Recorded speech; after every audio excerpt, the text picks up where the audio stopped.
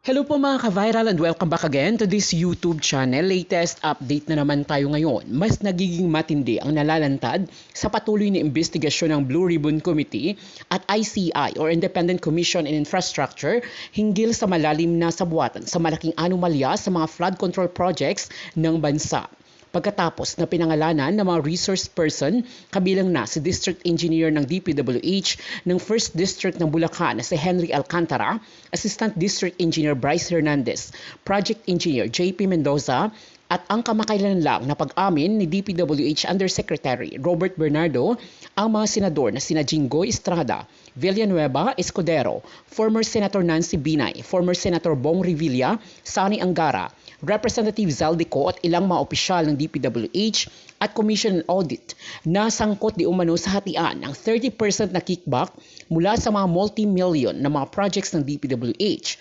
Mariin namang itinanggi ni na Escudero, Estrada, Villanueva at Binay ang mga aligasyong ito na dumadawit sa kanilang pangalan. Kamakailan lamang ay marami ang nagulat sa naging revelasyon ni Lacson na almost sa mga senators noong 19th Congress ay mayroong insertion sa national budget ng 2025. Nanlumo si Lacson dahil bilyon-bilyon na pera ang mga insertions na ito kung saan karamihan ay pinagmumulan ng mga kickback na ito. Samantala ay pinag-aaralan na ni Lacson ang di umano'y na booking na pamemeke ng notarized affidavit ng surprise witness na ipresenta ni Senator Marcoleta sa Blue Ribbon Committee na nagtuturo kina Romualdez at Zaldico sa di umano'y male-maletang mga pera sa mga bahay ni Romualdez at Co.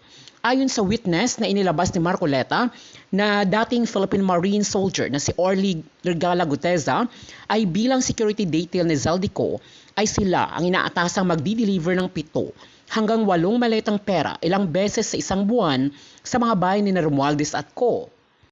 Subalit, nabuking ni Lacson na piniki di umano ang perma ni Attorney Piche Espera na siyang nagnotaryo ng sinumpaang salaysay ni Orly Guteza. Nagiging sentro ngayon ng usapan si Senator Marcoleta dahil sa witness nito. Maaari umanong makakasuhan at makukulong dito si Guteza kung mapapatunayan. Hindi din sumipot si Guteza sa DOJ nang ipinatawag ito ni Secretary Remulla upang magpasailalim sa Witness Protection Program. Hindi din ito makontak at mahagilap sa ngayon. Yes. O ito mga kabunyog. Ang topic ko ngayon, ito maganda pagkwentuhan natin to. Akala nila Mike Defensor at ni Rodante Marcoleta, perfect na yung political operation nila. Pero ang problema, na-counter agad sila eh. Alam nyo mga kabunyog, parang ano ito, parang Game of Thrones parang Game of Thrones. Yung nangyayari dyan sa Senado, parang Game of Thrones. Ano yan? Mga maniubrahan yan sa politika. O bakit? Sabi ni Friends Vision Vlog, bakit daw natin laging linalaktawan ng Milan, Italy?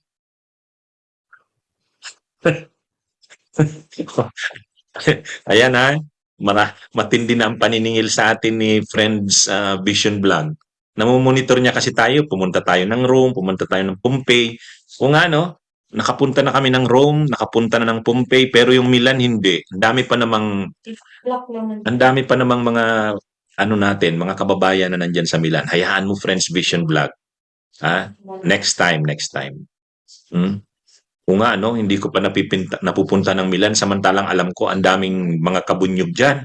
Noong 2022 pa, ang daming bumoto sa atin dyan sa Milan eh. O sa Dubai. Sa Dubai, si Boss Chenta TV, si Rolando Dordas, hello sa inyo. O sige, balik ako dito sa topic ko. Alam nyo mga kabunyog, yan nangyayari na yan sa Senado. Political operation yan. Political operation yan. Alam nyo, bahagi pa ito ng labanan ng kampo ng Marcos at Duterte. Yan ang totoo dyan. Yan ang totoo dyan. Ang gusto nila Marcoleta at sa kanila Mike Defensor, kasi mga Duterte yan eh. Duterte yan. Ang gusto nila, ma-pin down. Yun ang term. Ma-pin down.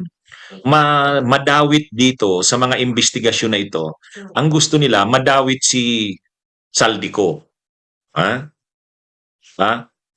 Madawit si Saldico. Wala na silang problema kay Saldico. Lahat halos ng lumilitaw na mga whistleblowers o yung mga sila Bryce Hernandez, sila Alcantara, si Bernardo, si yung mag-asawang Diskaya, lahat yan binabanggit si Saldico. So hindi na kailangan nilang i-operate si Saldico. Para kila Marcoleta, alam na nila si Saldico, ano na yan, yari na yan si Saldico. Pero hindi naman talaga si Saldico ang gusto nila Marcoleta at ang gusto ng Duterte camp na mapin down. Ang gusto nilang mapin down dyan, ultimately, si Marcos. Yan ang totoo dyan. Ha? Sa totoo dyan, mga kabunyog, ang gusto nilang ipin down dyan, si Marcos. Kaya lang, para mapin down mo si Marcos, hindi pwedeng direkta yung Saldico to Marcos. Hindi eh. Hindi eh. Mapipin down mo si Marcos kung mapipin down mo si Romualdez. Okay? Mapipin down mo naman si Romualdez kung ipipin down ni Saldico. Ibig sabihin, kung si Saldico ay ilalaglag si Romualdez, laglag si Romualdez. At kung malalaglag si Romualdez, malalaglag din si Marcos. Yun yung connection dyan eh. Ang problema, si Saldico, laglag na yan. Wala nang ligtasan yan. Wala nang ligtasan yan si Saldico. Sa dami ng mga ebidensya sa kanya, sa dami ng testigo, sa tindi ng pinagagawa niya, makaligtas pa ba yan? Ha? Kaya nga kung ano-ano na lang napalusot ni Saldico eh. Kung saan-saang bansa na lang siya lumilipat-lipat eh.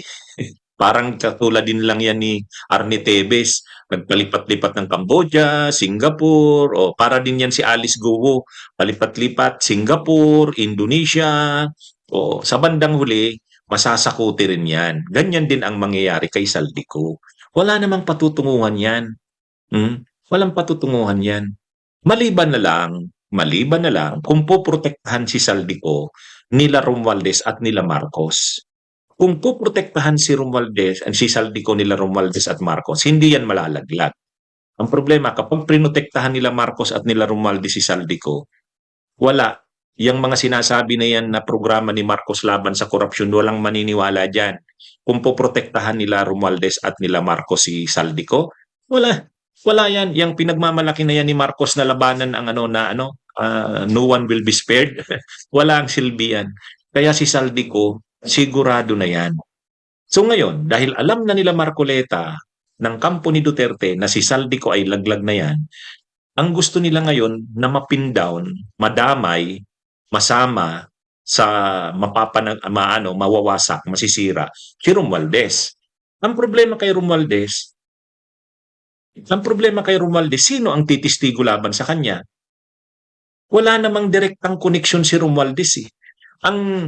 Ang pananagutan ni Romualdez dun sa mga budget, mga insertions, pero dun sa mga irregularidad sa proyekto, ghost projects, flood control, na mga substandard, wala si Romualdez dun eh. Maliban na lang nga kung maipapakita na si Romualdez ang kumuha ng malaking kickback sa mga yan. At sinong magtuturo sa kanya? Ni Saldico. O ang problema ngayon, ilalaglag din kaya ni Saldico. Ha? Ilalaglag kaya ni Saldico si Romualdez. Yun ang dilema o problema ni Saldico. Idadamay niya ba? Kasi nararamdaman naman na ni Saldico na hindi na siya pinoprotektahan ni Romualdez at ni Marcos. So idadamay niya na ba si Romualdez? Yan ang problema dyan. Ha? So ngayon, ang tanong natin, ang gustong mangyari ng kampo nila Marcoleta, nila Defensor, madamay si Romualdez dyan. Hindi pwedeng si Saldico lang. At kapag napanagot na dyan si Romualdez, sunod na dyan si Marcos. Yan yung dyan eh. Ngayon, ang problema nila, wala silang testigo. So may nakita silang testigo. Prinuduce ni Defensor. Prinuduce ni Defensor. Itong si Orly Gutesa. Ngayon, para mabigla si Lacson, hindi makapaghanda. Di umano yung siyempre may makakampi rin si Romualdez at si Marcos sa Senado. Para hindi sila makapag-prepare, hindi pinaalam ni Marcoleta. Hindi pinaalam ni Marcoleta kahit sa chairman ng Blue Ribbon, si Lacson.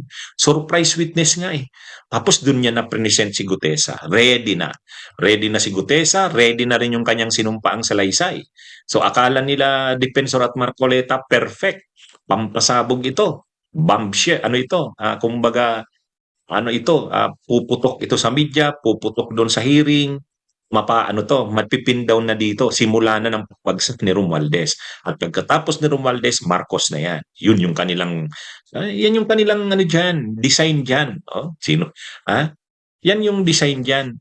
Kasi ang gusto nilang mangyari, magalit ang tao kila Romualdez at kila Marcos. Kasi nakakaligtas si Marcos dito eh. Wala namang direktang tinuturo si Marcos eh. Kahit si Romualdez, wala ring ebidensya eh. Ang lumalabas, mga DPWH, mga kontraktor, mga kongresista, mga senador. Pero walang Romualdez at walang Marcos. Para sa mga Duterte, sa mga tao ni Duterte na tulad nila Marcoleta at Mike Defensor, ang gusto nila dyan na masira dyan at madamay dyan sa mga issue na yan, ay si Romualdez at si Marcos, pati si Lisa Araneta. Yun ang hinahanapan talaga nila ng ebidensya. Ngayon may nakita sila itong Gutesa. Ito pa lang si Gutesa, dating Marines, na-assign na nandiyan kay security ni Saldico, at dahil security siya ni Saldico, pag may mga transport daw ng pera, kukuning pera at dadalhing pera, mali-maleta, siya ang nagsisecure. Silang mga dating sundalo. Yun yung kanyang testimonya ngayon. Okay, hindi makapaghanda. Siyempre may mga kakampi rin si Romualdez.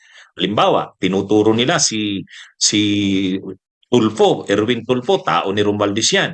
Para hindi makapaghanda sila Tulfo, kasi member din sila ng Blue Ribbon, binigla ngayon ni Marcoleta. Perfect operation. Perfect operation. Handa na sila. Present nila. Ngayon, ang totoo, kahit hindi nila pinaalam na kay Ping Lacson. Dapat pinaalam nila kay Ping Lacson yan kasi si Ping Lacson yung chairperson ng Blue Ribbon. Pero yung ginawa ni Marcoleta, alam nyo, yung ginawa ni Marcoleta na yan, ginawa niya yan kay Diskaya. Naalala nyo nung September, anong hearing ba yun? September 8. Nung September 8 na hearing, Blue Ribbon Committee Chairman pa si Marcoleta, hindi niya rin pinaalam sa mga miyembro ng komite ng Blue Ribbon na mayroon siyang testigo. Ang ipipresent niyang testigo ay si Diskaya. Naalala niyo yun, yung September 8? Yung September 8, na nung umaga, tuwang-tuwa si Marcoleta pa kasi mayroon siyang testigong ipipresent. At ang testigong yon, ang pinipin daw noon, mga kongresista at si Romualdez at si Saldico. Yun ang laman ng testimonya ni sinumpaang salaysay ng mag-asawang Diskaya. At present sila ni Marcoleta nung araw na yun, September 8. Hindi nakapaghanda yung ibang mga miyembro ng komite. Kaya nga nagre-react ang mga miyembro ng komite noon eh. Bakit daw hindi sila pinaalam? Kaya lang, malakas pa noon si Marcoleta kasi Blue Ribbon Committee Chairman siya. Pangalawa, ang chairman ang Senate President noon, si Chis Escudero, kakampi nila. Kaya kala nga noon nila Marcoleta, nakaisa sila kasi mayroon silang testigong ipresente, si Diskaya. Nilalaglag ni Diskaya sila Saldico saka sila Martin Romualdez at saka yung mga kongresista. Ang problema, pumalpak na naman yung plano ni Marcoleta kasi sa umaga sila ang bida. Pagkahapon, nasipa na sila kasi nagpalit na ng liderato ng Senado. Ngayon na naman, may dala na namang testigo si Marcoleta. Surprise na naman, surprise. Noong September 8, pang-sorpresa ni Marcoleta sila Diskaya. Ngayon na naman, may pang-sorpresa na naman si Marcoleta, itong si Gutesa. Ang problema, yung sorpresa ni Marcoleta, na kontra-sorpresa. Na kontra-sorpresa. Bakit na kontra-sorpresa? Okay, ang galing ng operation nila. Perfect na sana. Nagsalita na si Gutesa. At si Ping Lacson, hindi naman kumontra na kay Marcoleta.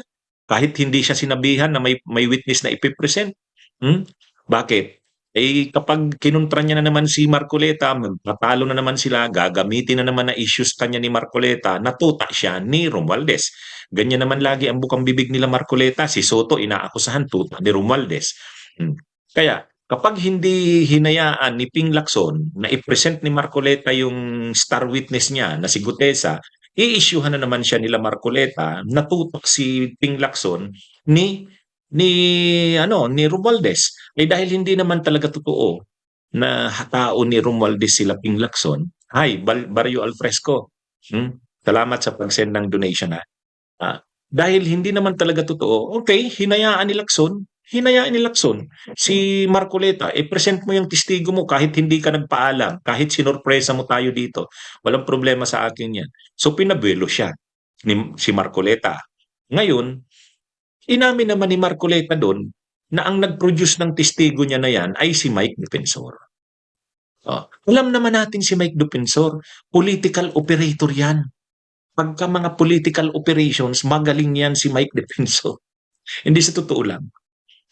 Magaling yan si Mike Defensor sa mga political operations. Ang halimbawa ng political operations, nung panahon kasi, ang mga political operations ni Mike Defensor, maayos pa eh.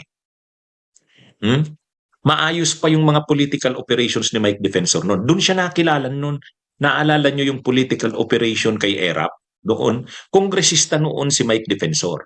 Inoperate nila si ERAP. Paano nila mailulusot yung impeachment ni ERAP? Di sila yung sikat na Spice Boys noon. Nung mga panahon na yan, sila Ace Barber, sila Nonoy Andaya, si Mig Subiri, sila yung mga Spice Boys. Mga batang senador sila noon, ay mga batang kongresista. Minaniobra nila sa kongreso. Si Mike Defensor noon ang team leader nila ng grupo na yun. Inoperate nila si ERAP. Yun yung bigla na nagbang na lang si Villar o wala nang nagawa yung mga kakampi ni ERAP. Pagdating sa impeachment, sila Mike Defensor na naman ang ano doon. Sila Mike Defensor. Kaya yun, kumbaga bidang-bida yung grupo nila Mike Defensor doon. Ganyan si Mike kagaling mag-operate. Ganyan kagaling mag-operate yan. At napabagsak si ERAP noon. Napabagsak si ERAP. Hi, Melissa Dumo, salamat sa pag-send ng donation. Dahil instrumental sila Mike Defensor sa pagpapatalsi kay ERAP, wow, bidang-bida siya kay GMA. Kaya ito naman si Mix P. Orimor, ibig mong sabihin hindi totoong magnanakaw si Natamba at ko? Yan lang. Hindi ko sinabing hindi sila magnanakaw.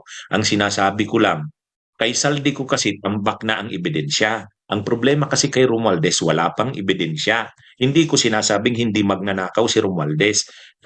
Ang sinasabi ko, sabihin pa nating talaga namang corrupt din si Romualdez. Ang problema, paano mo siya ipipin down? Yun yung problema dito eh. Paano mo ipipin down si Romualdez eh? Paano mo siya ipipin down? Si Saldi ko mapipin down na yan kasi ang dami ng testigo, ang dami ng ebidensya. Si Romualdez wala pa eh. Ang problema, itong present nila na ito, na testigo, na counter pa. Kung titingnan nyo dito, kung magaling na operator sila Mike Defensor at Marcoleta, okay, magaling sana silang magplano. Ang problema, ang bilis din kinounter eh. Pagkatapos ng hearing sa Kamara, nang lumabas? Nagsalita na ngayon yung abogado, si Pichi Espera. Sabi ni Attorney Pichi Espera, hindi ako nagnotaryo niya. Hindi ako naging part ng gumawa ng sinumpaang salaysay na yan. Wala akong anumang naging papel dyan. Ganun kabilis. Ibig sabihin, na-counter agad yung move nila Mike Defensor. Na-counter agad. Ito, ang hindi dito na isip ni Marcoleta at ni Mike Defensor. Okay, magaling na operator si Mike Defensor. Nung panahon, inoperate din ni Mike Defensor si Ping Lacson. Siya ang nag-produce kay Ador Mawanay, kung naalala natin. Nung kinakalaban ni Ping Lacson si Gloria Arroyo at si First Gentleman Mike Arroyo noon para masira si Ping Lacson. Senator Chis Escudero as follows. Maynard Ngu and I are close friends and we go years back. He is also a close friend and campaign contributor of Senator Chis Escudero. Maynard Ngu asked me to submit a list of projects. I personally submitted a list of projects to Maynard Ngu, and some of the items therein pertaining to Valenzuela and Marinduque projects were subsequently included in the General Appropriations Act. A copy of the list of Valenzuela and Marinduque projects is here to attach to this affidavit as Annex A. When I gave him the list and in relation to the commitment, I asked him, Boss, paano to? Maynard replied, bahala ka na. I asked, boss, okay na ba ang 20%? Maynard said, okay. After inclusion of the projects in the GAA, I delivered 20% of approximately 800 million or about 160 million to Maynard Ngu, which was meant for Senator Escudero. Finally, I would like to add that deliveries of cash were personally made to me, by me, to Maynard Ngu at his office in Manila. I confirm that Commissioner Lipana requested that he be referred to officers of DPWH Bulacan First DEO. I referred to Engineer Bryce Hernandez. I have no personal knowledge if they were able to secure a project in Bulacan First DEO. Furthermore, and subject to possible referral to an executive session upon the approval of the Honorable Chairman, I attest to the broader systemic issues in DPWH that are widespread. My statements hereunder are based on personal knowledge and direct interactions with the personalities involved with great risk to my safety and that of my family members. I confirm the following. Yusek Trigib Olaybar of DepEd. Yusek Trigib Olaybar used to work for Senator Ramon Bong Revilla and Senator Sani Angara before his appointment as Yusek for the Department of Education. Sometime 2010, I met for the first time Yusek Olaybar, who was then working in the office of Senator Bong Revilla. Later, I learned that he transferred to the office of Senator Edgardo Angara and then later to Senator Sani Angara. Sometime 2024, Yusek Olaybar personally called me for a meeting to discuss about unprogrammed appropriations, supposedly for the office of the Executive Secretary. In the said meeting, he requested me to submit a list of projects. After the meeting, I asked Bulacan First DEO to prepare a list of projects for funding. Thereafter, Engineer Alcantara submitted a list of projects worth 2.85 billion. Here to attach as Annex B is a list of those projects. Subsequently, I submitted this list to Yusek Olaybar. Yusek Olaybar told me that the commitment is 15%. In his words, boss, 15 yan. Thereafter, the DPWH received a special allotment release order for 2.85 billion for the projects listed in Annex B. Engineer Alcantara, from time to time, would collect and deliver the agreed 15% commitment to me, which I delivered or caused to be delivered to Yusek Olaybar in Magallanes, Makati, and other places.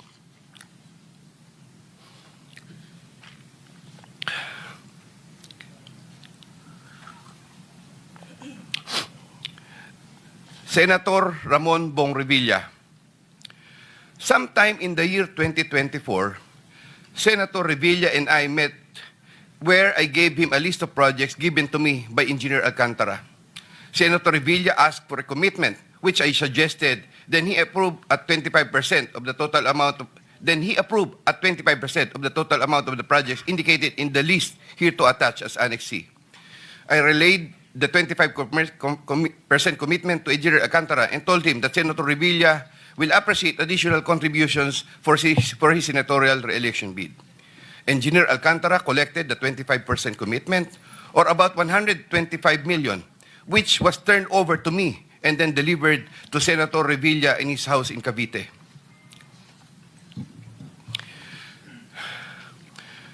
Senator Nancy Binay. Sometime in the year 2024, Carlin Villa, a staff of trusted confidant of Senator Binay, called me and asked for a commitment which was set at 15% of the total amount of the projects indicated in the list here to attach as Annex D. I relayed the 15% commitment to Engineer Alcantara. Engineer Alcantara collected 15% commitment, or about 37 million, which was turned over to me and which I then delivered to Senator Binay at a house in Quezon City. Given the complexities of the transactions and personalities involved, I humbly reserve the right to submit a supplementary affidavit if warranted in the premises. I attest to the truth of the foregoing statements based on my personal knowledge and authentic records. In witness or hope, I will be affixing my signature this day of September 2025 here. Mr. Chair. Yeah, kindly sign your affidavit in the presence of everybody.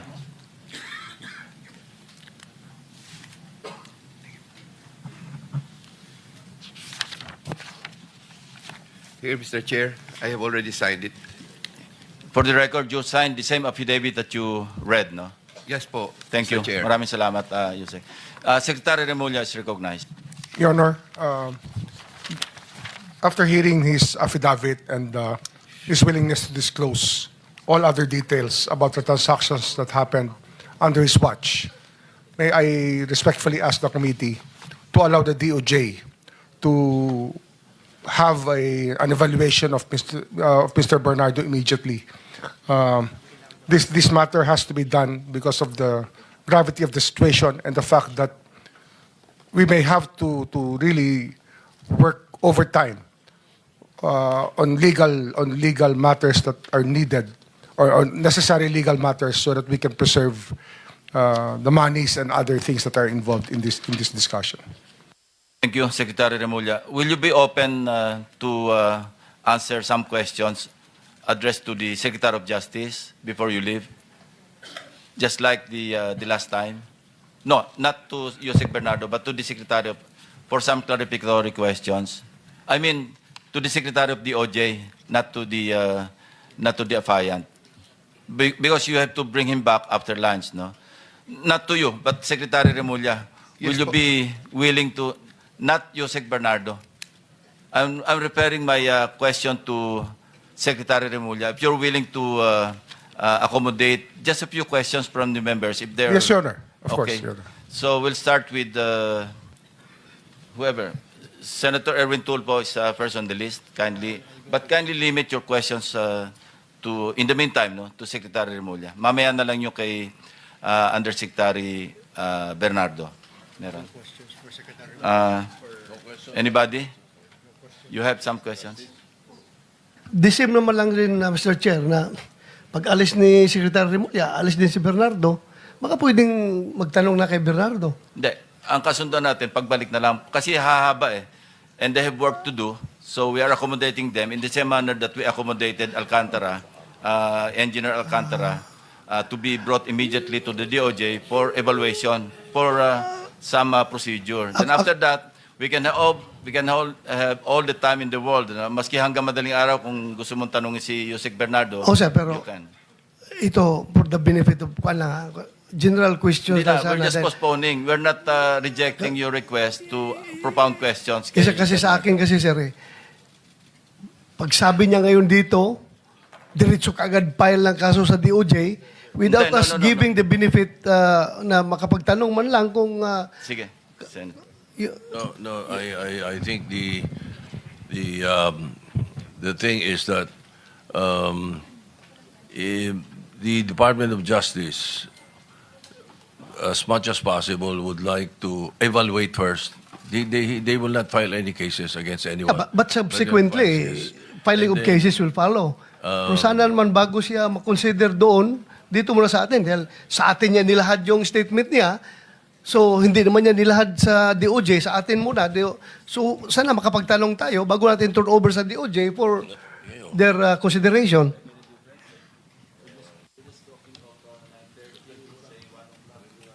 Mr. Chair, After that, yung mga ribbon cutting, kung ano man yan, opening ng kalsada, wala na pong tawag po late at night or after office hours, wala na pong ganon. Wala po. Yun lang pong insidente na nag-text siya sa akin na mag-follow up lang po nung request niya kay Secretary Bonoan.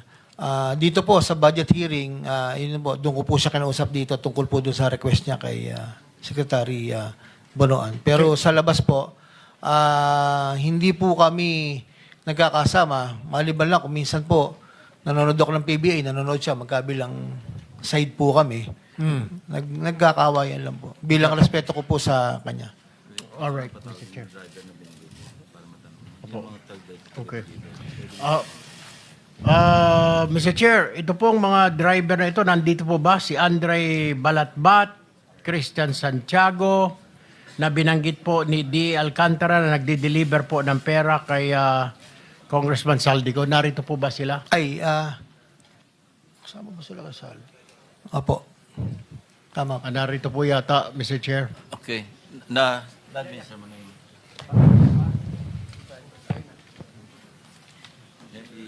Administer lang yung oath.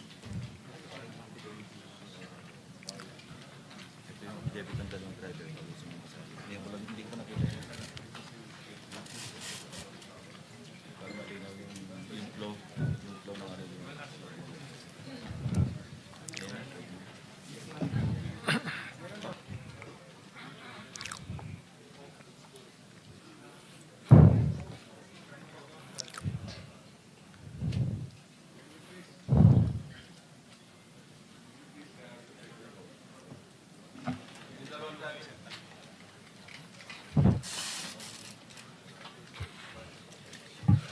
Yung kanang kamay po.